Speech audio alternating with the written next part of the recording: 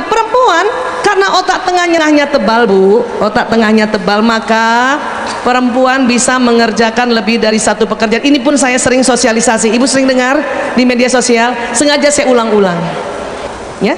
Ibu sering kayak gini Bu, gendong anak, masak, suapin anak ke satu, kakinya ngepel, pantatnya tutup kulkas, ya Allah.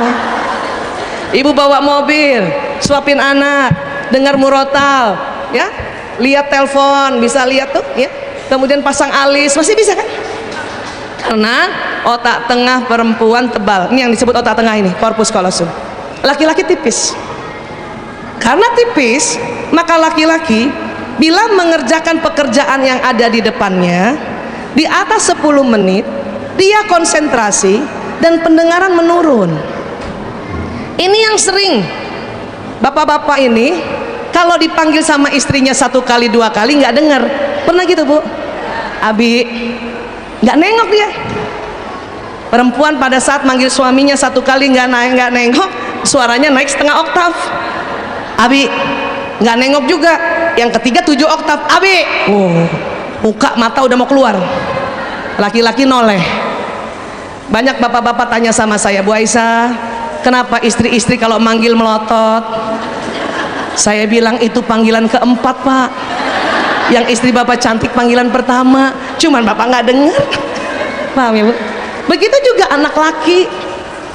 Anak laki-laki yang memang senang benda, era sekarang gadget, dia pegang gadget, ibu panggil 1 2 kali nggak jawab, ibu teriak ya. Bahkan ada ibu yang nggak teriak langsung rebut gadgetnya.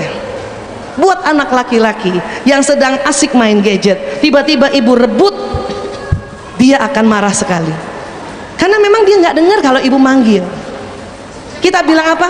Bunda panggil-panggil kamu nggak jawab. Kata anak laki, kapan manggilnya Bu? Karena memang nggak dengar, sedang konsen, dan pada saat konsentrasi pendengarannya menurun. Dan laki-laki waktu diambil gadgetnya, kenapa dia marah? Karena skor lagi tinggi-tingginya Bu, udah sedikit lagi mau menang, ibu rebut, nggak jadi menang, itu dia marah ya. Yang bahaya apa? Dia akhirnya tidak nyaman main di rumah, mainnya di luar rumah. Yang celaka apa? Pada waktu yang salah, ketemu orang yang salah, dapat solusi yang salah. Lebih baik kalau anak sekarang mainnya di rumah. Paham ya Bu ya? Jadi ngerti? Ibu mau saya kasih tips kalau manggil suami atau anak laki supaya pas dia nengok ibu masih cantik. Mau Bu? Saya tanya dulu, mahal nih, dibawa dari Jakarta tipsnya nih. Mau? Betul? Waktu kita panggil suami ya atau anak laki dan dia menoleh, ibunya masih cantik, oke? Dengarkan tipsnya. Pertahankan senyum sampai panggilan kelima. Ayah, ayah, halo, ayah. Laki-laki menoleh panggilan ketiga atau keempat, ibu masih cantik. Sanggup? Yang sanggup cuman di depan aja, di belakang nggak ah. Kalau ibu tidak sanggup begitu, maka memanggil suami atau anak laki nggak usah teriak-teriak Bu, datangi dia, colek. Kadang saking konsentrasinya colekan pertama nggak rasa Bu, abi nggak rasa, baru yang kedua abi gitu kan. Iya, paham ya? Iya, cari pakai cara itu, pakai cara yang mana terserah. Kenapa sih Bu Aisyah? Ini karena otak tengah laki-laki memang lebih tipis, sehingga otak kanan kerja sendiri, otak kiri kerja sendiri. Makanya kalau dia mengerjakan sesuatu di depannya di atas 10 menit, tambah konsentrasi, pendengaran menurun. Perempuan bukan, Allah ciptakan otak tengahnya tebal, otak kiri kanannya tersambung lebih banyak. Itu yang membuat perempuan bisa mengerjakan lebih dari satu pekerjaan yang tidak berhubungan dalam satu waktu. Tahu Ibu? Tapi Bu, ada dampaknya otak kita kayak gini. Apa dampaknya Bu? Sering salah tunjuk arah. Mas, belok kanan Mas, tangannya ke kiri. Siapa pernah begitu? Itu bukan pikun Bu, itu karena ibu perempuan banget ya. 88% perempuan susah baca peta di awal-awal. Utara selatan bingung ya di awal-awal. Ada yang begitu Bu? Berarti ibu perempuan banget ya, benar. Kalau ibu pergi Jogja, ada orang Jogja nggak sini?